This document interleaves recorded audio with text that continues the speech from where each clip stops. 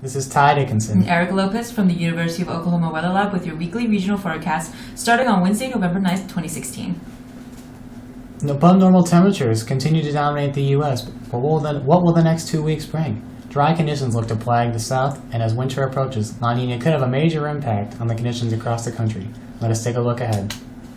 Temperatures in the following week will be slightly above normal. The lows for most of the South are in the mid to low 40s, with the possibility of seeing temperatures slightly below 40. The dominant highs for the week will be in the mid 60s to low 70s. Going into the next weekend, temperatures start to cool off more, but the start of next week will be pleasant. The majority of the country is expected to experience above normal temperatures. The southern region will see the highest probabilities of between 40 and 60% for above normal temperatures, but due to low confidence between the model solutions, the forecast confidence rates below average. This is something to keep in mind in the next few weeks.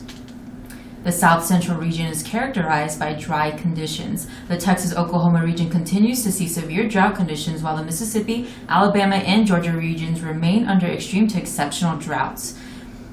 This focused area has been hit very hard, as cities like Atlanta saw 0.17 inches of rain and Birmingham saw mere traces amounts of rain in the month of October.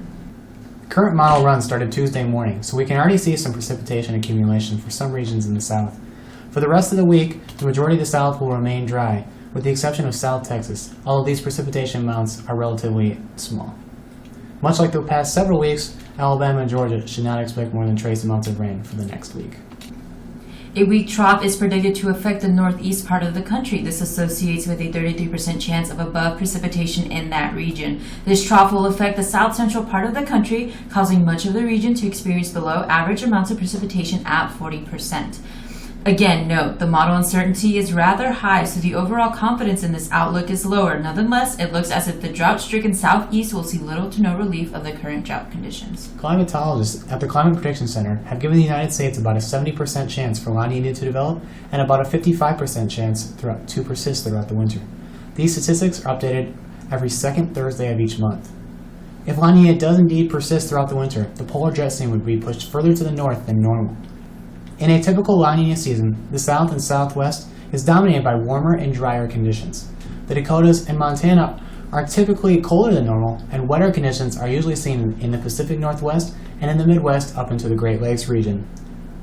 In all, the southeast could remain locked in a drought in the upcoming months, while areas just a few hundred miles to the north could see rainy and snowy winters.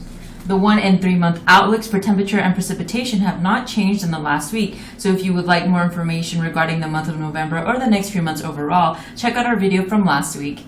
Once again, this has been your forecast brought to you by the University of Oklahoma Weather Lab, a top academic and weather research program in the United States and newest partner of the Southern Climate Impacts Planning Program. Watch for your forecast Wednesdays on the Oklahoma Weather Lab channel on YouTube.